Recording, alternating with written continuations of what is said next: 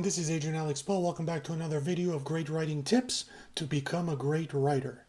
Tip number 4, you must be able to take criticism of all types and improve your work. Now this is pretty self-explanatory, but if you are a writer or want to become a writer, just realize that in this profession, criticism comes with the job. You must be able to be mentally prepared to take all sorts of critiques from people, whether they're honest or just trolling you. You must be able to stand up straight, look them in the eye, and take whatever they throw at you.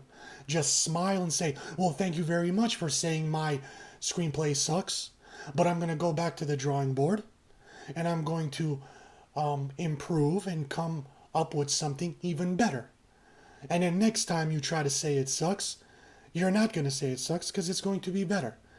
Also, you must look at your own work, like look at the page after you're done writing, and be able to say to yourself, yo, this is trash what I just wrote. Then you must go back to the drawing board and come up with something better.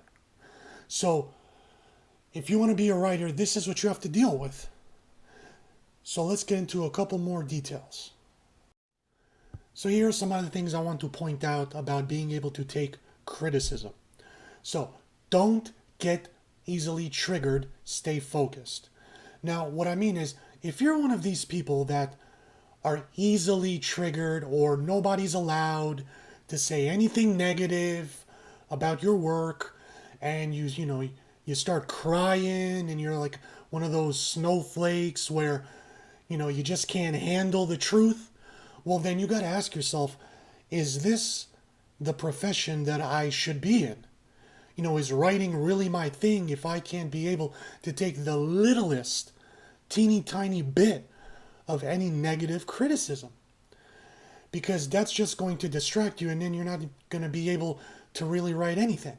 Now, if you're one of those weak-minded people in general that, can't take criticism in any aspect of your life, well then you should stop watching this video and go see a psychiatrist or figure out what's going on, because you're definitely not going to be able to be a writer. So next thing, be honest to yourself if your work sucks. Like I mentioned before, you need to be able to look down at your work and say, this is some of the worst writing I have ever witnessed in my life, and then rip up the paper, throw it out, and start again. You need to be able to know, be honest with yourself and realize when you're messing up and when it's actually something good that you're writing.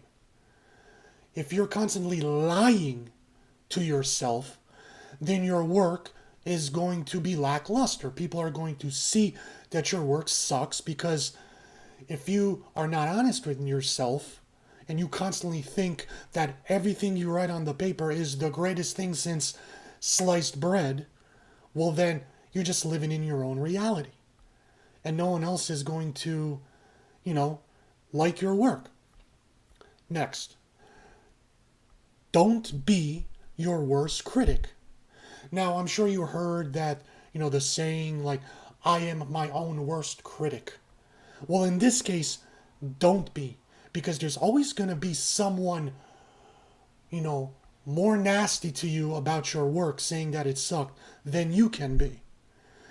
Because what I'm trying to say is, if you're constantly berating yourself, if you're always negative, 24/7, 365, constantly just talking crap about your own work, well then A, you're not going to get anything done, and B, it's going to come out in your work. If you're constantly negative, you're going to write negative, work. It's going to, other, readers or the audience are going to read this and say, yo, this guy is something is wrong with this guy, because his work is such trash. They're going to be thinking yo, he must really think poorly of himself. So, you know, there's always going to be someone out there that is going to say your work sucks more than you. Like, don't psych yourself out. Don't, mentally break down yourself because that's going to show up in your work. All right. So, get a thicker skin. Feed off criticism. If, like I said, if you're a snowflake and you just start crying and ripping up your work and burning it in the fireplace and then, throwing a temper tantrum and no one can console you, well then get out of this profession. But instead of constantly, taking the criticism and then like holding it deep inside your stomach and having it build up and then making yourself sick, and then eventually one day you just can't take it no more and you go crazy on, the first poor guy that says anything mildly wrong about your work. You need to be able to take the criticism like it's breakfast. You know what I'm saying? Like, I eat criticism for breakfast like it's nothing. Think of that mindset, because when you get a thicker skin, you're really saying to yourself, you're getting a thicker mind. Like you're preparing yourself for even, because if you think this is bad, the criticism you're getting now for like, the work you're doing now from your friends or from your neighbors, or like, let's say you put your book up on, to sell it, or some blog, or, to get an opinion on it, or if you can't handle the reviews that people are going to give you for your work because you don't have a thick skin, well then, you got other problems to deal with, I'm saying. So when someone gives you criticism, take it with a smile and be like, thank you very much. I will take that into consideration, and then go back to your work and actually change what you wrote based on what they say. Now, don't do this with everybody, but if 10 people say the same thing, like if you write a certain scene and everything else, 10 people love, but this one particular character, this one particular scene, everybody says it sucks. Well, then go back and change that one particular scene. Don't change your entire life's work based on one guy on a whim. No, but if consistently a lot of people, if you're getting the same reviews, well then go back and change your work. If you're getting the same reviews based on the one specific part of your work, well then go back and change that one specific part. Next. Don't let your emotions cloud your judgment. If you can't handle the truth, like I said, you're going to be mentally blocked. So all that creativity, like you're going to get writer's block, but emotional writer's block. You're going to be locked. Your brain is not going to be able to work because you're going to be constantly seeing an image in your brain of those critics making fun of your book, laughing at you, and you're not going to be able to unleash your full creative potential to start your work or continue your work or just make it the best possible work you can, because you're constantly going to be emotionally broken down and not be able to, work on your screenplay or whatever it is you're working on. So don't let your emotions cloud your judgment. I use this in my life all the time. Whenever I'm feeling depressed and I can't pick up the pencil for whatever reason, I say that to myself. You gotta be mentally strong. Don't let your emotions cloud your judgment. Write it down on a piece of paper, on an index card, and tape it to your wall and look at it from time to time, because this really helped me out. Next, learn from your mistakes. Don't just take the criticism and then be like, okay, great, and then continue to make the same mistakes. Don't do that. You have to realize what you're doing wrong, You need to, like, you know, the first step of having a problem is admitting you have a problem. You must admit what mistakes you are making and realize that you are not perfect, and then go back to the drawing board and fix those mistakes. Because if you're like in your own delusional mind, and everyone else, what they're saying is crazy, but you're not the crazy one. If 100 people say you're crazy, but you're the one person that, don't think you're crazy, well, guess what? It's not them. It's you. So acknowledge the mistakes you're making, fix them. Next, remember, famous writers, authors, or movie stars, or whoever you look up to, at one point, they sucked. Remember James Cameron?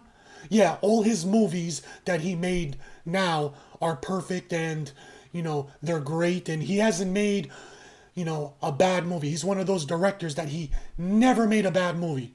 Did you forget that his very first movie was Piranha 3D? One of the worst piles of garbage ever put on screen. Do you realize that? So, when he made that, for whatever reason in his brain, he thought at first when he was starting out, this is the greatest movie of all time. And he put it out, and guess what? It was the worst movie of all time. But then after that, guess what he came up with? Terminator 1. And then after that, he made The Abyss. And then Terminator 2. You understand what I'm saying? So, at one point in their lives, Quentin Tarantino wrote the shittiest script of all time, where he even looked at it and said, oh my God, I have to burn this now and not let the public, not even let my friends see this pile of trash, because they're going to forever think of me negatively, and they're never going to see me in the light that they once saw me.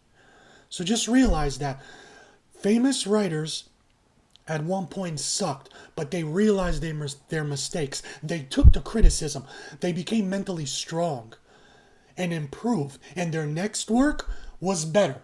Maybe not the best, but better. But then, 5 screenplays after that, they, for them, wrote the best possible work they could. And guess what? They might win some awards, they might win some Oscars, and after the Oscar, instead of just saying, okay, I've accomplished everything now, I'm just going to half-ass my work, no.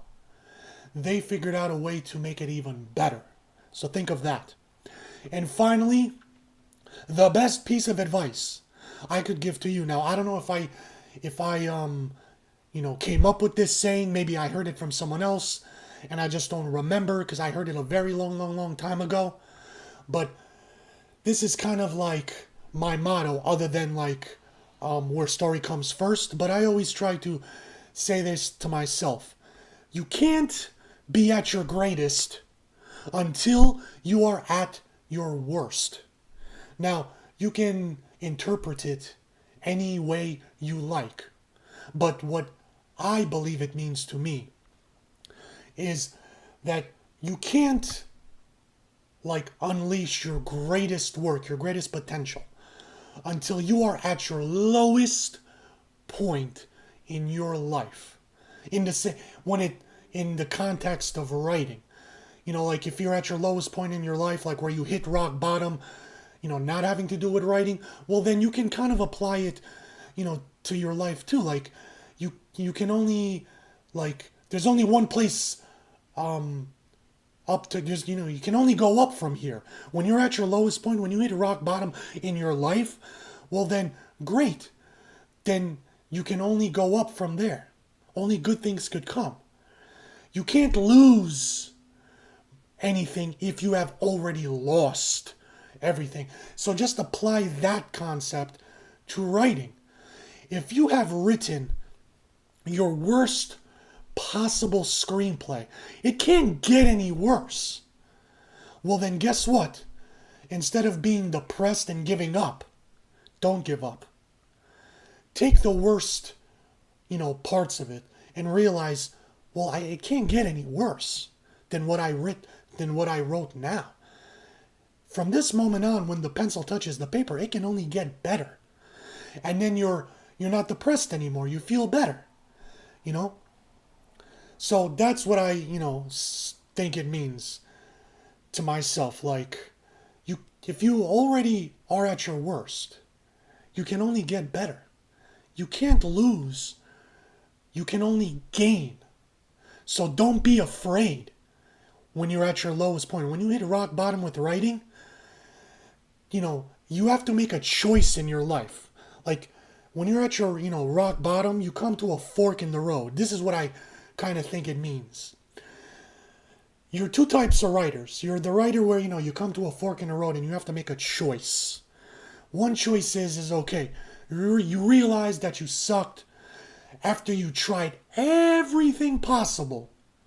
This is only after you tried everything possible and you realize, okay, I suck, I can't improve, I can't get better, I have to, go to a different profession. But if you haven't tried everything, this can only apply to you when you haven't tried everything. When you might think you tried everything, but no, you must dig deep down inside your brain, in your gut, and try one other thing. So you come to this fork in the road and you say, I'm going to give up. I don't want to be a writer. I tried everything, or you think you tried everything, and then you just give up and you become something else. Or you make that other choice where you decide, okay, I'm going to stop being afraid. I'm going to take the criticism. I'm going to learn from the criticism, and I'm going to give it one last try. And whatever I write from this point on is going to be better. And then the next page is going to be even better. And the next, screenplay, it's going to be my best work possible. I'm not going to succumb to the criticism. I'm not going to give up. I'm going to, push forward and become the greatest writer I can possibly become to me. I'm going to set a goal to myself and achieve it. And I'm going to be the greatest I can be because I finally am at the point of being the worst I can be. There's only one place else to go, but up from here. And I'm ready to be the greatest writer I can be. And that's what I think it means. Thanks for watching, guys. I hope this inspires you to improve on your, writing. So please like, share this video, comment down below, hit me up on Facebook and Twitter. Please subscribe, help me grow the channel. I'm almost at 100. And hit the notification bell because a lot more videos are going to be coming out. So until next time, remember my motto, where story comes first.